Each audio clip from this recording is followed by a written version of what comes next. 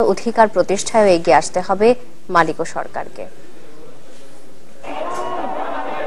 মে দিবস স্মরণ করিয়ে দেয় শ্রমিকদের অধিকারের কথা, অধিকার আদায়, আত্মত্যাগের কথা। কিন্তু যাদের ঘামে ভেজা শ্রমে সচল অর্থনীতির চাকা, তাদের সুরক্ষার বিষয়টি নানা সময়েই হয়েছে প্রশ্নবিদ্ধ। জাতীয় প্রেস ক্লাবের সামনে শ্রমিকদের জমায়েতেও উঠে এলো বিষয়টি। হাতে হাতে লাল পতাকা, মুখে দাবি আদায় স্লোগান। এমনি করে মহান মে দিবসের সকাল থেকেই শ্রমিকদের নানা সংগঠন সমবেত হতে শুরু করে জাতীয় প্রেস ক্লাব ও পল্টন মোড়ে। এ সময় জনস্রোত রূপ নেয় জনসমুদ্রে। 1886 সালে যুক্তরাষ্ট্রের শিকাগো শহরের হে মার্কেট থেকে শ্রমিক অধিকার আদায়ের যে আন্দোলন শুরু, তা আজও শেষ হয়নি, এমনটাই মনে করেন শ্রমিক অধিকার নিয়ে কাজ করা সংগঠনের নেতারা। আমাদের দেশের সরকারি যে সমস্ত শ্রমিক কর্মচারী এবং বড় বড় কর্মকর্তারা, তাদের বেতন দ্বিগুণের বেশি হয়ে গেল, কিন্তু আমাদের শ্রমিকরা এখনো ন্যূনতম তাদের যে বেতন তার থেকে বঞ্চিত। আমরা আইন পাচ্ছি কিন্তু বিধিমালা পাচ্ছি অন্যরকম। আমাদের বিধিমালা শ্রমিকের ট্রেড ইউনিয়ন করবার অধিকারকে সাংঘাতিকভাবে খর্ব করেছে। রাজধানীর বঙ্গবন্ধু অ্যাভিনিউতে এক সভায় তথ্যমন্ত্রী হাসানুল হক ইনু প্রকৃত উন্নয়নের জন্য বৈষম্যহীন সমাজ প্রতিষ্ঠার প্রয়োজনীয়তা তুলে ধরেন। উন্নয়নের সুফল ঘরে ঘরে পৌঁছাতে হলে বৈষম্য অবসান করতে হবে। উন্নয়নের সুফল ঘরে ঘরে পৌঁছাতে হলে শ্রমিক অধিকার, ট্রেড ইউনিয়ন অধিকার অক্ষরে অক্ষরে দিতে হবে। ন্যূনতম মজুরির বিষয়টি অনেক ক্ষেত্রেই মানা হয় না বলে অভিযোগ শ্রমিকদের। হাজিরা বানায় দেয় না, বেতন চাইলে আমাদের নির্যাতন করে, বেতন দিব না, সামনে মাসের বেতন দিব, এইভাবে করে 3 মাসের বেতন পাবো। ন্যূনতম মজুরি 10,000 টাকা আমরা দাবি করছি, এগুলো আমরা পাইতেছি না, এবং শ্রমিকদের বিভিন্ন সুবিধা এগুলো পাইতেছি না। মজুরি যে বেতন, ওই বেতন আমাদের হচ্ছে না। নিত্য প্রয়োজনীয় জিনিসের দাম বাড়তে আছে, কিন্তু আমাদের বেতন বাড়তেছে না। আমরা শ্রমিক, আমরা কাজ করি, ঠিক আছে, আমাদের বেতনটা যে 10 তারিখের আগেই দিয়ে দেয়।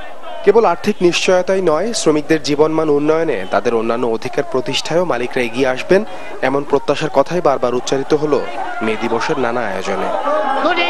সাদবিন শফিক, চ্যানেল 24, ঢাকা। এদিকে বঙ্গবন্ধু আন্তর্জাতিক সম্মেলন কেন্দ্রে মে দিবসের আলোচনা সভার আয়োজন করেছে শ্রমিক লীগ। এরই মধ্যে সমাবেশে যোগ দিয়েছেন প্রধানমন্ত্রী শেখ হাসিনা। বিটিভি সৌজন্যে আমরা সরাসরি চলে যাচ্ছি সেখানে। May Day this year has been organized with the same spirit. সুধীবৃন্দ, আমাদের এই অনুষ্ঠানটি 2টি পর্বে সাজানো হয়েছে। প্রথম পর্বে উদ্বোধনী অনুষ্ঠান এবং দ্বিতীয় পর্বে মনোজ্ঞ সাংস্কৃতিক অনুষ্ঠান। Excellencies, ladies and gentlemen, today's program is divided into 2 parts: the inaugural ceremony to be followed by a cultural show. মাননীয় প্রধানমন্ত্রীর সদয় অনুমতিক্রমে মহান মে দিবসের অনুষ্ঠানমালা শুরু করছি। অনুষ্ঠানের শুরুতেই পবিত্র কোরআন থেকে তেলাওয়াত করছেন ডক্টর কারি মাওলানা KM. Abdul Momen Siraji. With the gracious consent of the Honorable Prime Minister, we're ready to begin our program. We begin with a recitation from the Holy Quran. Dr. Qazi Maulana K.M. Abdul Momin Siraji will recite the holy verses. দর্শক, আমরা দেখছিলাম বঙ্গবন্ধু আন্তর্জাতিক সম্মেলন কেন্দ্রে মে দিবসের আলোচনা সভার আয়োজন করেছে শ্রমিক লীগ। আমরা সেখানে ছিলাম এতক্ষণ। চলে যাচ্ছি পরের প্রসঙ্গে।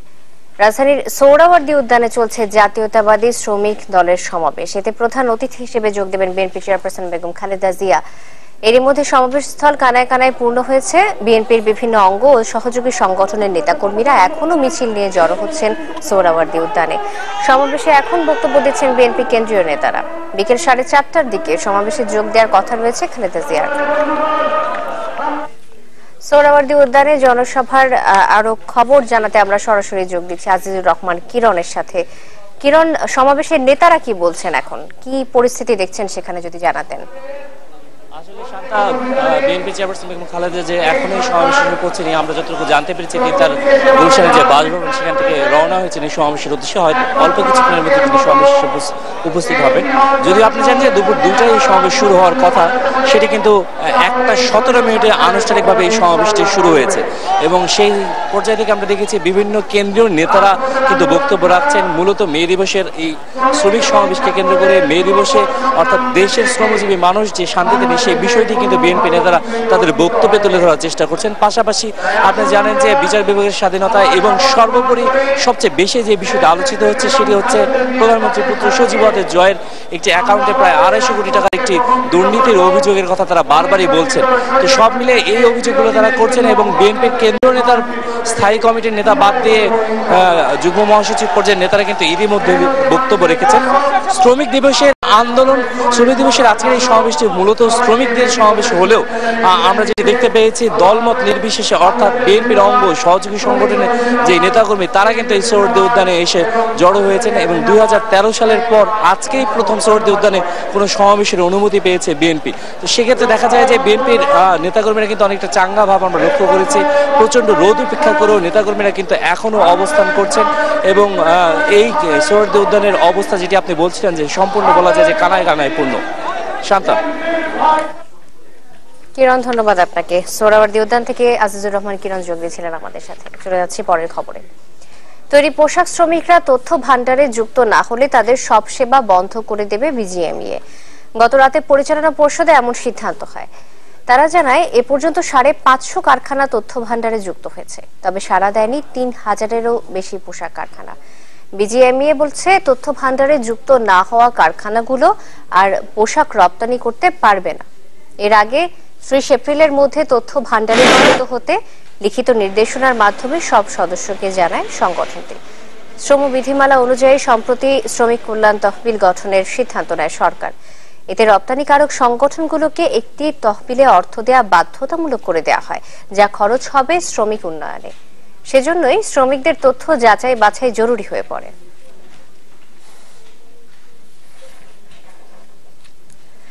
টাঙ্গাইলের গোপালপুরে দর্জি নিখিল চন্দ্র জোয়ারদারকে হত্যার ঘটনায় 2টি মামলা হয়েছে। জিজ্ঞাসাবাদের জন্য আটক করা হয়েছে জামায়াত নেতা সহ 3 জনকে। হত্যার সুষ্ঠু বিচার চান নিহতের স্বজন আর স্থানীয়রা। শনিবার দুপুরে টাঙ্গাইল গোপালপুরের ডুবাইল বাজারে নিজ দোকানে কাজ করছিলেন দর্জি নিখিল চন্দ্র জোয়ারদার। এ সময় মোটরসাইকেলে 3 যুবক এসে নিখিলকে দোকানের বাইরে নিয়ে যায়। এরপর কথা বলার এক পর্যায়ে চাপাতি দিয়ে তার গলা ও মাথায় আঘাত করে। পরে মৃত্যু নিশ্চিত করে পালিয়ে যায় তারা। খবর পেয়ে ঘটনাস্থলে গিয়ে মৃতদেহ উদ্ধার করে পুলিশ। জানান কারা এর সাথে জড়িত তা খতিয়ে দেখা হচ্ছে। আইন শৃঙ্খলা বাহিনী তদন্ত করে অনেকগুলোই সূত্র পেয়েছে এবং কিছু কিছু ডিটেক্ট হয়েছে। সেখান থেকে এই ঘটনাগুলো এরই ধারাবাহিকতা কিনা বা এই ধরনের ঘটনা কিনা সেটি কিন্তু আমরা সবচেয়ে বেশি গুরুত্বের সাথে দেখছি। প্রকাশ্যে এমন হত্যাকাণ্ডের ঘটনায় হতবাক নিহত স্বজন স্থানীয়রা। মানুষ তো মারবার নাই গো, দূরে মানুষ তো মারবার নাই, পাড়ার মানুষই মারছে, কারা মারছে। এত প্রত্যন্ত অঞ্চলে এই ধরনের একটা ঘটনা, আমরা আইএস বলতে কোনো জিনিস চিনি না, তবে আমরা এটা সুষ্ঠু এবং সুন্দর একটা বিচার চাই।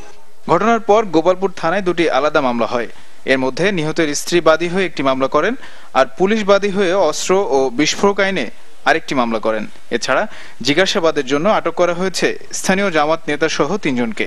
নিখিল জোয়ারদার হত্যা মামলায় আমরা 3 জনকে সারাশি অভিযান সকালবেলা আটক করেছি এবং তাদেরকে জিজ্ঞাসাবাদ চলছে। পুলিশ জানায় ইসলাম ধর্ম নিয়ে কটূক্তির অভিযোগে বছর খানেক আগে গ্রেপ্তার হয়েছিলেন Nikhil Chandra. Desk report, channel 24। সাম্প্রতিক আগুনে সুন্দরবনের খুব একটা ক্ষতি হয়নি বলে দাবি করেছেন পরিবেশ ও বনমন্ত্রী আনোয়ার হোসেন মঞ্জু। দুপুরে সুন্দরবনে আগুনে ক্ষতিগ্রস্ত এলাকা পরিদর্শনকালে এ দাবি করেন তিনি। পরে শরণখোলা উপজেলা পরিষদ মিলনায়তনে আলোচনায় মন্ত্রী বলেন, যারা সুন্দরবনের সম্পদ নষ্ট করে তাদের প্রতিহত করা হবে। আগামী বর্ষা মৌসুম শেষে সুন্দরবনের মরে যাওয়া ভোলা নদীর সংস্কার শুরু, বন বিভাগের লোকবল ও নৌযান বাড়ানোর কথাও জানান মন্ত্রী। এদিকে বাগেরহাটের পূর্ব সুন্দরবনের চাঁদপাই রেঞ্জে আগুন লাগার ঘটনায় 4 জনকে আটক করা হয়েছে। ভোরে উত্তর রাজাপুর এলাকা থেকে তাদের আটক করে শরণখোলা থানা পুলিশ। গত 1 মাসে একই এলাকার 4 বার আগুন লাগে বিশ্বের সবচেয়ে বড় এই ম্যানগ্রোভ বনে। সরজমিনে আমরা এখানে এসেছি, দেখলাম এবং যতটুকু ক্ষতি হয়েছে এতটুকু ক্ষতি হওয়া উচিত ছিল না, এটা স্বীকার করবো, কিন্তু অতি সামান্য।